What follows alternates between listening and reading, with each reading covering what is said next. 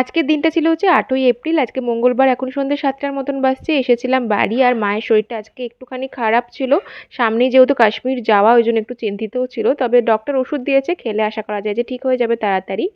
আজকে তোমাদের সাথে একটা নতুন গয়নার ডিজাইন শেয়ার করছি, যেটা হচ্ছে আমার ভাইয়ের বউয়ের। আর এটা হচ্ছে একটা পার্লের নেকলেস, একদম নতুন করানো হয়েছে, মানে সীতাহারগুলো একটু লম্বার ওপরে। আর এই লকেটটা ভীষণ সুন্দর, যেটা সীতাহারের সাথে আছে। আমার তো বেশ ভালো লেগেছে এই সেনকো গোল্ডের ডিজাইনটা। তোমরা অনেকেই আছো আমার পেজে যারা হচ্ছে গোল্ড ডিজাইন দেখতে ভালোবাসো, জুয়েলারি ডিজাইন কন্টেন্ট দেখতে ভালোবাসো।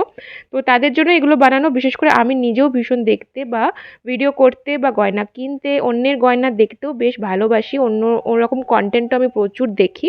আর যারা হচ্ছে এগুলো পছন্দ করো না তারা স্কিপ করে যাও, কারণ শুধু শুধু নেগেটিভ কমেন্ট করলে আরও অ্যালগোরিদম অনুযায়ী আরও বেশি বেশি জুয়েলারি কন্টেন্ট তোমাদের ফিডে আসবে। আর কেউ কেউ আছো যারা দেখতে ভালোবাসো আবার নেগেটিভ কমেন্ট করতেও ভালোবাসো, তাদের সাদরে আমন্ত্রণ, তারা অবশ্যই আমার পেজে আসতে পারো।